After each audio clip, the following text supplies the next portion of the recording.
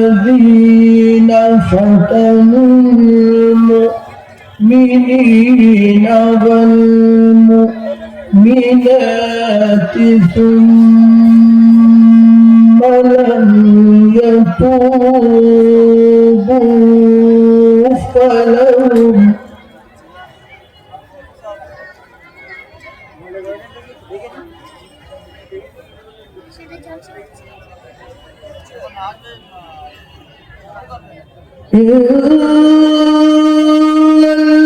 الذين فتنوا المؤمنين والمؤمنات ثم لم يتوبوا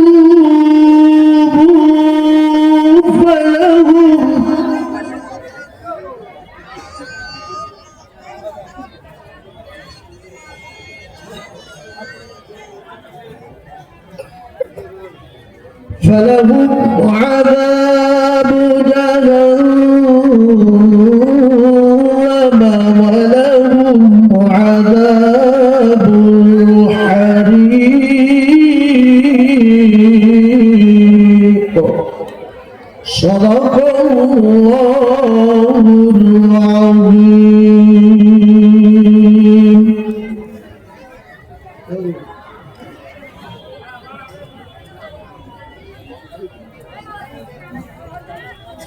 একটু টোনটা বাড়িয়ে একটু ভাসে, টোনটা বাড়িয়ে একটু ভাসে।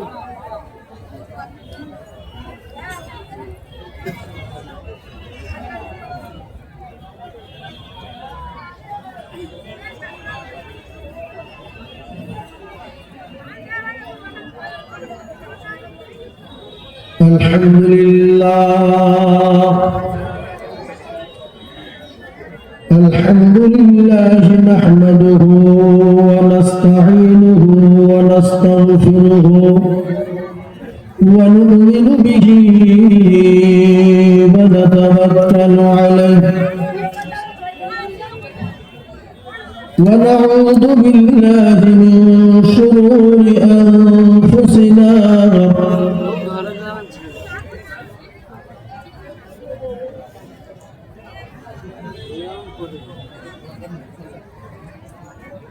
ومن سيئات أعمالنا من يهده الله فلا مضل له ومن يضلله فلا هادي له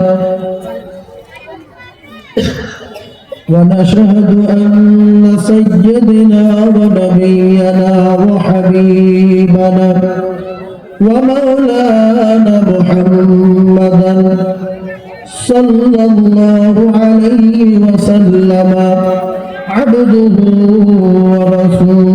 ورسوله. أما بعد فقد قال الله تعالى أيضا في كتاب شان حبيبه مخبرا وآمرا إن الله وملائكته يصلون على النبي يا أيها الذين آمنوا صلوا عليه وسلموا تسليما. اللهم صل على سيدنا مولانا محمد وعلى آله سيدنا مولانا محمد.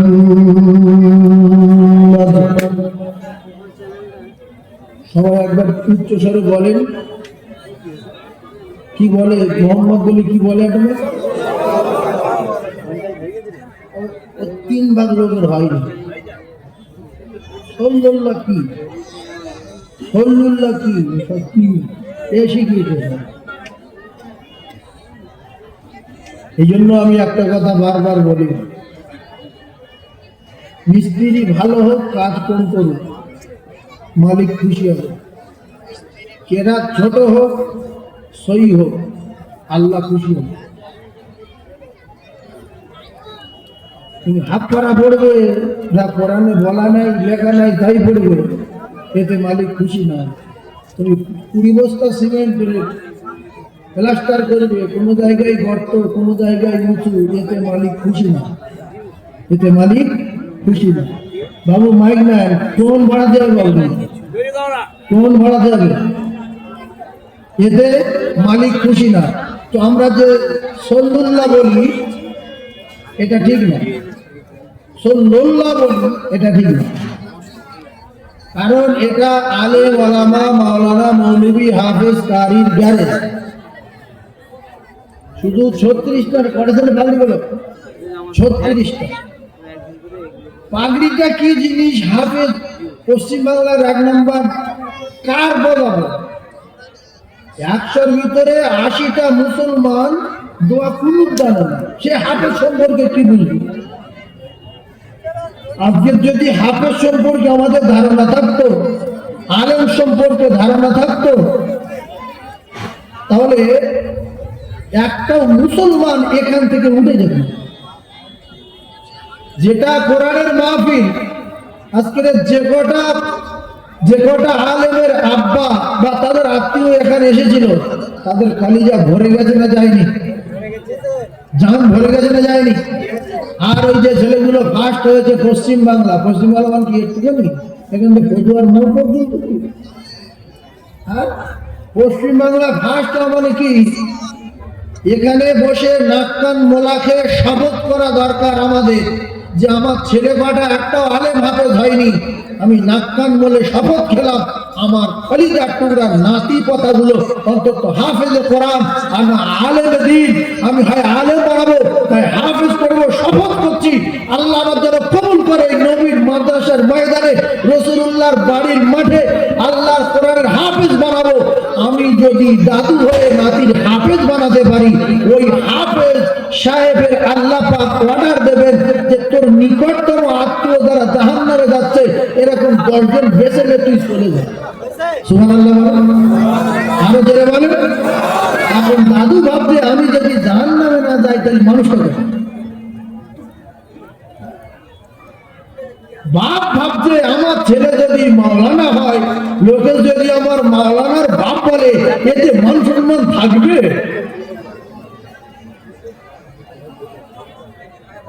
যাদের কলিজার টুকরা সন্তানগুলো আলেম হলো, যাদের কলিজার টুকরা সন্তানগুলো হাফেজ হলো, আল্লাহ পাক এদের মা বাপের মাথায় সূর্যের চেয়ে জ্যোতির্ময় নূরের তাজ পরাবে।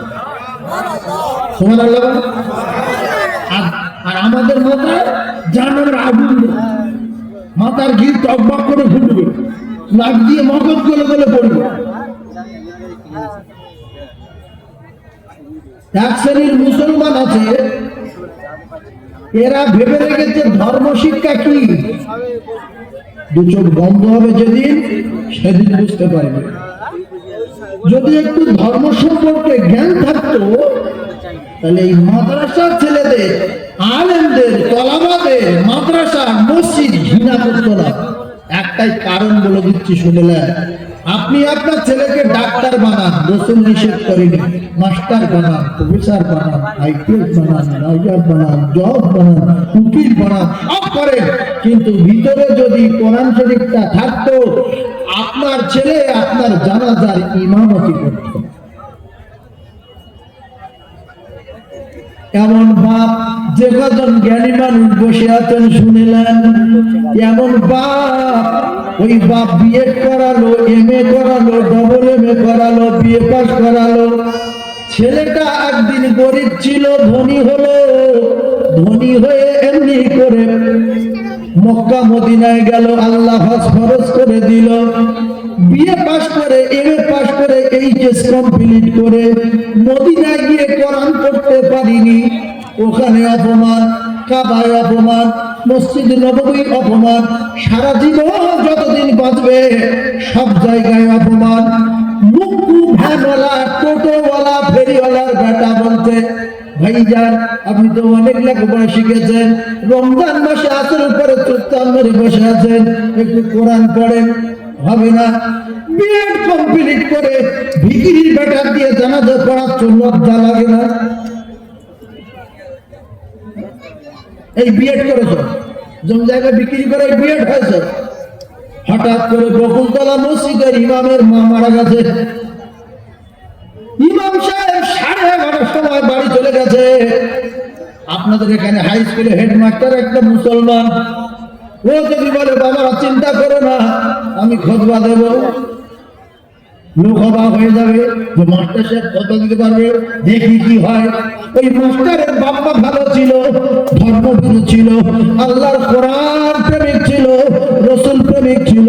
ও মুসলমানেরা, জ্ঞানী ভাইরা, শিক্ষিত ভাইরা যারা এসেছেন বোঝার চেষ্টা করুন। ওই মুসলমান, ওই মাস্টারের বাপ ওর ছোটবেলায় ইংলিশ দিয়েছিল 1 ঘন্টা, অঙ্ক দিয়েছিল 1 ঘন্টা, হিন্দি দিয়েছিল 1 ঘন্টা, বাংলা দিয়েছিল 1 ঘন্টা। খায়রুকুম মান তাআল্লামাল কুরআন ওয়া আল্লামাহু। ভালো করে বোঝার চেষ্টা করুন তত্ত্বগুলো। ভাইরা আমার, বাবাদিরা, আল্লাহ নবী দিন দুনিয়ার বাচ্চা জানিয়ে দিলেন পৃথিবীর জমিনে ওরাই সবচেয়ে ভালো, ওরাই সফলকাম, ওরা আমলে ইবাদতে সম্মানের যোগ্যতায় পাওয়ারে ওরা পৃথিবীর 1 নাম্বার শিক্ষা শিখেছে। ওই ইংলিশ শিক্ষা 1 ঘন্টা, হিন্দি 1 ঘন্টা, অঙ্ক 1 ঘন্টা। আল্লাহ রাসূল বলেন যদি তুমি তোমার বেটাটাকে নিয়ে 24 ঘন্টার ভিতরে অন্তত 1টা মিনিট যদি কোরআন শরীফ শেখার জন্য টিউশনি দিতে, তাহলে খায়রুকুম মান তাআল্লামাল কুরআন ওয়া আল্লামাহু অন্তর্ভুক্ত হয়ে যেত। 1 মিনিট জোরে বলে, 1 মিনিট সময় নাই, শুধু ইংলিশ শেখো। আর আমার জানাজার সময় ভিখিরি বেটার ডাকো, নেওয়ার বেটা। আর আল্লাহ বলছে বেটা যদি বাপমাগুলো জ্ঞানী হয়, ভালো হয়, ভালো বংশের মানুষ হয়, জ্ঞান গম্যি যদি ভালো থাকে, তাহলে আমি আল্লাহ আমার কথা শুনবে। আল্লাহ বলছে এই ছেলেরা তোরা তোদের মা বাপের জন্য দোয়া কর, রব্বির হামহুমা কামা রব্বায়ানি সগীরা। ভিখিরির বেটা গিয়ে বলছে আল্লাহ এই 4টে ছেলে ডাক্তার, 2টো ছেলে মাস্টার, আর আমি ভিখিরির বেটা, আমার বাপ ভিক করে করে আমার পড়াশোনা করিয়েছে। এখন আমি দোয়া করছি তুমি কবুল করে নাও। এখন এই ভিখিরির বেটার দোয়ার পাওয়ার বেশি না জন্ম দেওয়ার বেটার দোয়ার পাওয়ার বেশি? আল্লাহ দোয়া চাইতে বলেছে কার? ভিখিরির বেটার না জন্ম দেওয়া বেটার? কথা বলেন, জন্ম দেওয়া বেটার। তাহলে যারা আল্লাহর কোরআনকে অস্বীকার করে ছেলে মেয়েদেরকে অন্য শিক্ষা শিখিয়েছে, এরা সারা জীবন অপমান হবে, কবরে গিয়ে ধলাই হবে। মাস্টারের বলছি দোয়া পড়ো, বলছে আল্লাহুম্মা ইন্না নাস্তাইনু নাস্তাগফিরুকা ওয়া নাস্তাগফিরুকা ওয়া তাওয়াক্কালু আলাইকা নিক হয়। বলে কি রে হয় নাকি? হয় না আছে? বলছে বাংলা দেখে দেখে শিখেছি বাংলা। আল্লাহর কসম, বাংলা আরবির সঙ্গে কোনো মিল নেই। বাংলা কোরআন শরীফ যারা কিনে পড়ে এরা টাকাগুলো সব ফানি ফেলে। হ্যাঁ, কোনটার মধ্যে মুত্তাসিল ওদের লেখা আছে, কোনটার মধ্যে লাজিম ওদের লেখা আছে, কোনটার মধ্যে লাজিম খালি মুস্তাফার ওদের লেখা আছে, কোনটার মধ্যে লাজিম খালি মুকাফার ওদের লেখা আছে।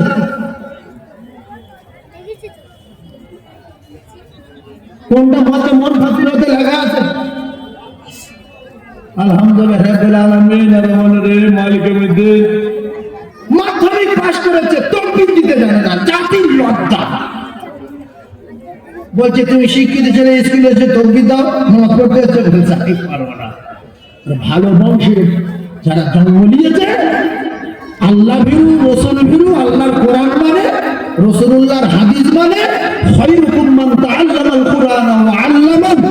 এটা যারা বোঝে অন্তত তাদের বাচ্চা বাংলার সাথে সাথে ইংলিশের সাথে সাথে অঙ্কের সাথে সাথে অন্তত বকুলতলা মাদ্রাসা না হোক মাদ্রাসাতে মক্তব আছে, মক্তবে তার কোরআন শরীফটা সেই শুদ্ধভাবে ওয়ারাত্তিলিল কোরআন তারতিলের সঙ্গে যদি শিখিয়ে রাখতো, মদিনায় গিয়ে কোরআন পড়তো, অপমান হতো না।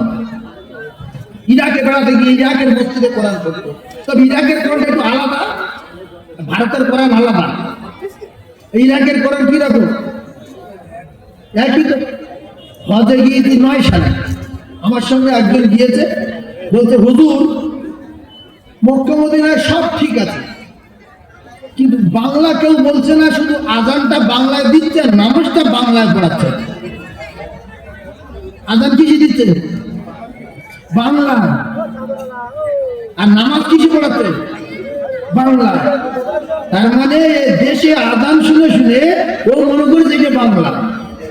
আর আনন্দ সুরে পড়ছে, বিভিন্ন সুরে পড়ছে, বুঝতে পারছে, কিন্তু দোকানে রাস্তাঘাটে সব অন্যরকম ভালো বলছে, বলছে আর কিছু বুঝতে পারছি না, শুধু আজানটা তো বাংলায় দিচ্ছে আর নামাজটা বাংলায়। কলিজার টুকরা ভাইরা বোঝার চেষ্টা করুন, ওই একটা হাফেজ সাহেব, একটা মৌলানা সাহেব, এদের পাওয়ার কত একটুখানি শোনেন। ওই হাফেজ সাহেব যখন কলিজার টুকরা পিতার জানাজা পড়াবে, তার আগে মুসলমান আপনার মৃত্যুর সময়, ইন্তেকালের সময়, ডাক্তার ছেলে, মাস্টার ছেলে, প্রফেসর ছেলে, আইপিএস ছেলে, খুব ভালো আল্লাহ পাক এদের হায়াতে বরকত দেন, কিন্তু ভিতরে যদি কোরআন শরীফটা সহি শুদ্ধভাবে থাকতো, তার দিলের সঙ্গে কোরআনটা যদি বাপ শিখিয়ে দিত, তাহলে মৃত্যু যন্ত্রণার সময় আল্লাহর নবী জানিয়েছেন, যদিও বাপের মাথার দ্বারে বসে বিসমিল্লাহির রহমানির রহিম ইয়াসিন ওয়াল কুরআনিল হাকীম ইন্নাকা লামিনাল মুরসালিন আলা সিরাতিন মুস্তাকিম তানজিলাল আজিজির রহিম। ও কলিজার টুকরারা, কোরআনের এত পাওয়ার, এই কোরআনের এত দাপট, ওর বাপের মৃত্যুর যন্ত্রণা জ্বালা 70 ভাগ দূরে সরে যাবে। এমন শেখা শিখেছে, দাঁড়িয়ে পেশাব করেছে, এমন শেখা শিখেছে, ও কলিজার টুকরা ভাইরা আমার, দাঁড়িয়ে পেশাব করেছে, পানিও তোলাইনি, কিন্তু পুকুরে দাঁড়িয়ে পেশাব করে না। অনেক মানুষে দাঁড়িয়ে পেশাব করেছে, আমি দেখেছি। ছি ছি ছি, কুত্তা বড় খেকি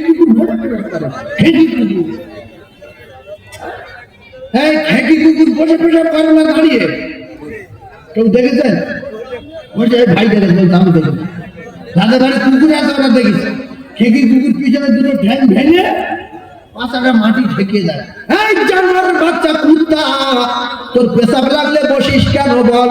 কুত্তা বলতে আমি জানোয়ার হতে পারি, পেশাব যদি দাঁড়িয়ে দাঁড়িয়ে ছাড়ি, ঠিকরে পাহাড়টা ভিজে যাবে, পেশাব গায়ে লেগে যাবে, তাই পেশাব নোংরা জিনিস বলে আমি কুত্তার বাচ্চা খেকি বসে বসে পেশাব করি।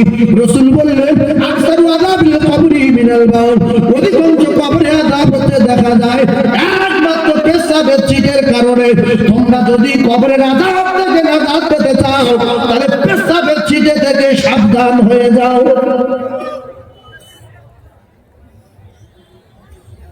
মদ্দা গরু দেখবেন, মদ্দা গরু পেট নামিয়ে দেয়, আর মেয়ে গরু লেজ উঁচু করে, পেট কোমর নিচু করে। এই জানোয়ারের বাচ্চা গরু, পেশাব করবি তো লেজ উঁচু করছিস কেন, কোমর নিচু করছিস কেন? গরু বলছে যদি লেজ না উঁচু করি লেজ ভিজে যাবে, কোমর যদি নিচু না করি উরদ বেয়ে যাবে, তাই আমি গরু হতে পারি, পেশাব দেখে ভয় করি। আমার রাজা এখন পানি গরম হয়নি, সবে স্টার্ট দিয়েছি। কলিজার টুকরা ভাইরা ধলাই হবে, প্রচন্ড ধলাই হবে। তবে একটা কথা শুনে রেখে দেন, পৃথিবীর জমিনে সবচেয়ে ভালো মানুষটার নাম কি বলেন? মুহাম্মাদুর রাসূলুল্লাহ সাল্লাল্লাহু আলাইহি ওয়াসাল্লাম। এই বিশ্বনবী পৃথিবীর এক নাম্বার ভালো, আর পৃথিবীর এক নাম্বার শিক্ষক, পৃথিবীর এক নাম্বার জ্ঞানী। ইন্নামা বুইস্তু মুআল্লিমান, আল্লাহ রাসূল ছিলেন, আমার আল্লাহ রাসূলকে আমার আল্লাহ পাঠিয়েছেন তামাম মানবের শিক্ষক হিসেবে। আপনাদের কাছে একটা বিচার দিলাম, জানতে চাই নবী কোনটা শেখায়নি, তার নাম কি? মুখ কাটা না, নখ কাটা না, চুল কাটা না, বিচার করা না, বিয়ে করা, ওযু করা না, নাকে পানি দেওয়া না, গোসল করা, কোনটা শেখায়নি বলেন? তার নাম কি? বিশ্ব নবী হাবিবুল্লাহ তিনি জানিয়েছেন ওই বংশ কবরে আযাব হচ্ছে দেখা যায় একমাত্র পেশাবের ছিটের কারণে। আজকের মানুষ সম্মানীয় ব্যক্তি বলে চলাফেরা করে, ভালো পোশাক পরে রাস্তায় চলাফেরা করে, কিন্তু অধিকাংশ সময় দেখা গেছে রাস্তার ধারে দাঁড়িয়ে দাঁড়িয়ে দাঁড়িয়ে পেশাব করে। যদি আমার ওয়াজ শুনে কোনো জ্ঞানী মানুষ যদি আজ থেকে বসে বসে পেশাব করে, ও কলিজার টুকরা ভাইরা, পেশাব করে যদি পানি দেয়, খুশি হবে আমার আল্লাহ? খুশি হবে কি?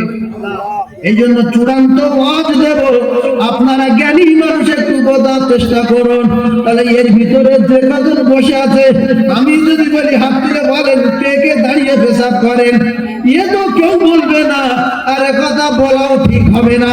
সেজন্য যারা পেশাব করেন দাঁড়িয়ে দাঁড়িয়ে পানি নেন না, একটা কথা শুনে যান, কুকুরের মতো মরা ভালো না মানুষের মতো মরা ভালো?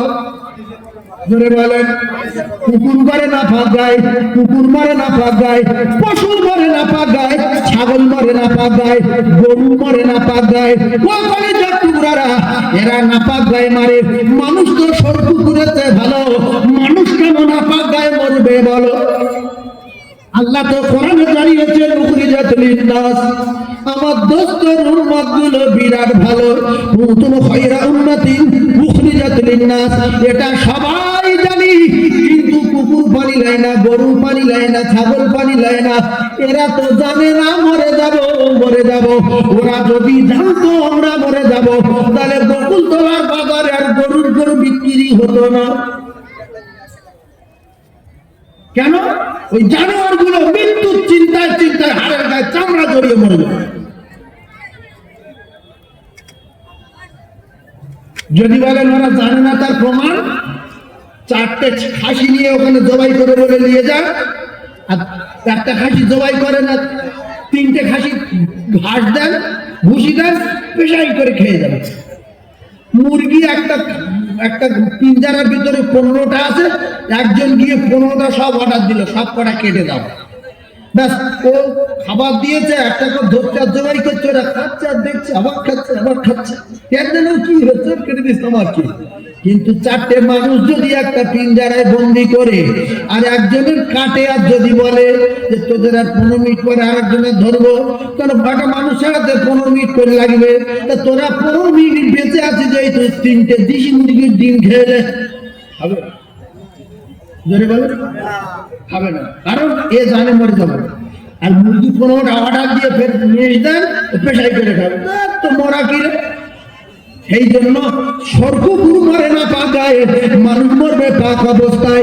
রাস্তাঘাটে যেতে যেতে মৃত্যু হতে পারে, ও জ্ঞানী ভাইরা, রাস্তায় যেতে যেতে মালাকুল মউত আসতে পারে, কারণ মালাকুল মউত প্রত্যেক দিন আমাদের 5 বার করে স্মরণ করে, কিন্তু জান কবজা করে না। যেদিন সময় হয়ে যাবে, রাস্তায় হোক আর দোকানে হোক, বাড়িতে হোক আর গাড়িতে হোক, সে জায়গায় জান কবজা হবে। লা ইস্তাগফিরুনা সাআতাও ওয়ালা ইস্তাগদিমুন, কারণ বাপ ঠেকাতে সেদিন পারবে না। পারবে? হ্যাঁ, যদি 3-4টে বন্ধু থাকে বন্দুকধারী, তাহলে হয়তো 2-4 মিনিট একটু লড়াই করতে পারে, 2-4 মিনিট, এর বেশি পারবে না। কেন? আজের বন্দুক দেখে হালকা ভয় করে না, কি বলে? অনেকে বলতে পারে ইস, আজরাইল বন্দুক দেখে ভয় করে। যদি মাটির তোলা থাকে সেখানে চলে যাবে, আর যদি আরেকটা কাজ যদি করতে পারে সে পারবে না। এই জন্য এ ওয়াজ কেউ করে না। কি সেটা? 3 ফুট মোটা করে, ক ফুট বললাম? 3 ফুট মোটা করে শীষে গলিয়ে 70 ফুট মাটির তলায় ঘর বাঁধতে হবে। এবার মালাকুল মউত যাবে, 5 থেকে 7 মিনিট একটু পাক খাবে, ঝোলাঝুলি করবে, পরে ডুববে। ক মিনিট পাক খাবে বাপ? 5 থেকে 7 মিনিট। সবাই বলতে হবে 1 সেকেন্ড সময় না, আইনামা তাকুনু ইউদরিকুমুল মাউত ওয়ালাউ কুনতুম ফি বুরুজিন মুশাইয়াদা। কোন জায়গায় গিয়ে লুকাবে তার নাম কি? সীসা গলিয়ে বাড়ি করেছো, লোহা গলিয়ে বাড়ি করেছো, ও কলিজার টুকরা বাড়িওয়ালারা, জ্ঞানী ভাইরা, শিক্ষিত ভাইরা, আমার শিক্ষিত মা বোনেরা, বেটিরা, ওয়াজের পূর্বে একটা কথা আমি আপনাদের শোনাবো বলে বলছিলাম। পৃথিবীর জমিনে এক নাম্বার ভালো মানুষ আল্লাহর নবী, এক নাম্বার জ্ঞানী মানুষ আল্লাহর নবী, এক নাম্বার দামি মানুষ আল্লাহর নবী। সেই মানুষটা পৃথিবীর এক নাম্বার হওয়ার পরে এ জাহানের এক নাম্বার, সে জাহানের এক নাম্বার, তো জাহানের বাদশা, সেই মানুষটা ওয়াজ করে, সেই মানুষটা কোরআন বলে, সেই মানুষটা হাদিস বলে পৃথিবী সবার কাছে ভালো হতে পারিনি। কারু জ্বলে গিয়েছে, কেউ ফেটে গিয়েছে, কেউ রেগে গিয়েছে, কেউ মূর্খ বলেছে, কেউ জাদুকর বলেছে, কেউ ভণ্ড বলেছে, কেউ গণক বলেছে, আবার কেউ কেউ রাসূলুল্লাহ ধরে মেরেছে। এর ভিতর দিয়ে যারা মেনে নিয়েছে, আমার আল্লাহ রাসূল তাদের বলেছে আমার সবকটা সাহাবী আল্লাহ জান্নাতে যাবে, আর আমার আল্লাহ খুশিতে বাগ বাগ হয়ে ওই সাহাবায়ে কেরামদের উপরে রাজি আর খুশি হয়ে গেছে। ধরে বলো, আবু জাহেল বড় বেঈমান, টাকার গরম দেখিয়ে দেখিয়ে নবীকে মানেনি, তাই ওর মাথায় বাচ্চার আঘাত পড়েছে না পড়েনি? আর সিদ্দিক আকবর একটু দূরে বাড়ি, ও কলিজার টুকরা ভাইরা আমার, আমি আবু বকর সিদ্দিকের বাড়ি গিয়েছি, আমি আবু জাহেলের বাড়ি গিয়ে শুধু পায়খানা করেছি, ও যদি দেখতে পেতাম কি জুতোর বাড়ি মারতাম। আপনারা কে কে মারতেন হাত তুলে দেখান তো, যদি দেখতে পান কে কে মারবেন। যেন হাত তুলবেন, হাত আল্লাহ পৌঁছিয়ে দেবে। হাত তুলে, হাত তোলে, কথাটা বুঝতে পারি। তাহলে এই আপনারা নবী প্রেমিক, আমার নবীর যে মেরেছে, আমার নবীর যে ফাটিয়ে দিয়েছে, আমার নবীর যে ঝাঁঝরা করেছে, সেই বেঈমানের দেখতে পেলে মুখে জুতোর বাড়ি মারবো, হাত তুলতে পারলেন না নবী প্রেমিক? হাত তুলে নারায়ে তাকবীর, নারায়ে তাকবীর। এই যে হাত তুলেছি, আবু জাহেল দেখতে পেলে মুখে জুতোর বাড়ি মারবো, কারণ আমার নবী মেরেছে। নবীর ভালোবাসি আমার বাপের চেয়ে বেশি, আমার মায়ের চেয়ে বেশি, আমার ছেলের চেয়ে বেশি, আমার মেয়ের চেয়ে বেশি, পৃথিবীর যত প্রেম আছে সবচেয়ে বেশি। যারা হাত তোলেনি, হাতের ব্যবস্থা আল্লাহ করবে। কোরআনে লেখা আছে আল-ইয়াওমা নাখতিমু আলা আফওয়াহিহিম ওয়া তুকাল্লিমুনা আইদিহিম। যারা হাত তোলেনি, কিয়ামতের মুসিবতের দিন আল্লাহ যখন ঠোঁটে তালা মেরে দিয়ে, জবানে তালা মেরে দিয়ে হাতের জবান খুলে দেবে, সেদিন হাত বলতে বলতে বলবে আল্লাহ, বকুলতলায় মাদ্রাসায় বাসন্তী সাইফুল্লাহ গিয়ে বলছিল নবীর আবু জাহেল মেরেছে, সেই নবী যদি আমরা দেখতে পেতে, আবু জাহেল যদি দেখতে পেতাম, মুখে আবু জাহেলের জুতোর বাড়ি মারতাম। কে কে নবী প্রেমিক হাত তুলে দেখা? আল্লাহ হাত তোলেনি, এটা কোরআন শরীফ। কারণ ফামান ইয়ামাল মিসকালা যাররাতিন খায়রান ইয়ারা ওয়া মান ইয়ামাল মিসকালা যাররাতিন শাররান ইয়ারা। আপনি যারা পরিমাণ অন্যায় করেছেন, ভুল করেছেন, এটা কি আল্লাহ বুঝতে পারবে না বাদ দেবে? হ্যাঁ, বুঝতে পারবে তো। এখনো যারা হাত তোলেনি সেটা পূরণ করে দেন। আল্লাহর কসম, কোরআন শরীফ বলছে হাতের জবান খুলে দেবো। টোটাল জিন্দেগি কি করেছে হাত সব বলবে।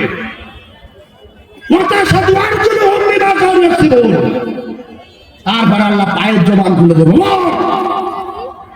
সেজন্য নবী যে মেরেছে তার যদি দেখতে পেতাম, মুখে জুতোর বাড়ি মারতাম। হাত তুলে দেখান, দু হাত তুলে দেখান, নারে তাকবীর, নারে তাকবীর। আর আল্লাহ পাকের জায়গা যারা কেড়ে নেব বলছে, আমরা আল্লাহর গোলাম, আমরা আল্লাহর কি বলেন কি? মসজিদের জায়গা কার জায়গা? মাদ্রাসার জায়গা কার জায়গা? এই মসজিদ মাদ্রাসার জায়গা, আল্লাহর ওলিদের জায়গা, এগুলো সব আমার আল্লাহর জায়গা, জমিনও আল্লাহর। তবে মালিকের যদি কেউ মারে, গোলাম যদি, সেই পাহারাদার যদি সেই ডাকাতকে ধরে, ডাকাতকে মারে, তার বেঁধে রাখে, মালিক পর্যন্ত যদি যেতে না দেয়, মালিকের তো প্রচন্ড ক্ষমতা, মালিক পরে ব্যবস্থা করবে, কেস করবে, বংশ ধ্বংস করবে, সবার জেলে দেবে, লাইফ টাইম জেল খাটাবে, সে তো মালিক পারে, কেন বিরাট মালিক তো। তো আমরা গোলাম যারা ওই বাড়ির প্রহরী আর পাহারাদার ছিলাম, খারাপ। আমরা যদি ডাকাতটারে ধরি, ঠ্যাং ভাঙি, বেঁধে রাখি, মালিক পর্যন্ত পৌঁছাতে যদি না দেই, মালিক আমাদের উপরে খুশি না বাঁচান। জোরে বলে মানে জীবনের মতো শুনে না। একটা একটা একটা জমিদার আর কি, জমিদার কোটিপতি, কথাটা কলিজায় দিতে লেগে।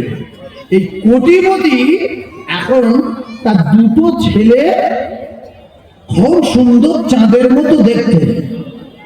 একটা ছেলে রেখেছে ওদের স্কুলে নিয়ে যাওয়ার জন্য, আনার জন্য, গোসল করানোর জন্য, খাওয়ানোর জন্য, পোশাক পরানোর জন্য।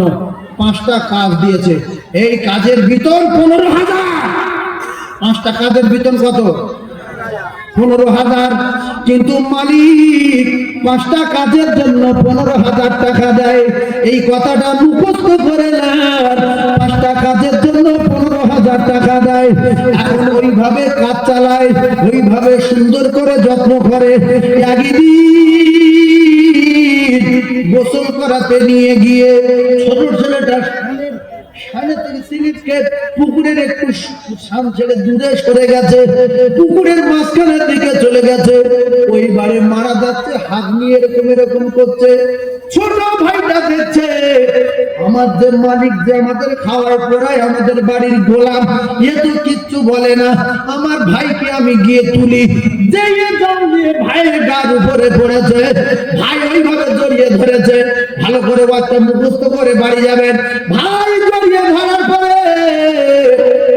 এ ও চাপ দিচ্ছে, ও চাপ দিচ্ছে, এ দমলো বলছে, ও দমলো বলছে।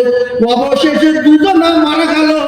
আরে মুখু জাতির কলঙ্ক বসে বসে দেখছে, শুধু বলছে কাজ তো আমার মালিক বলিনি।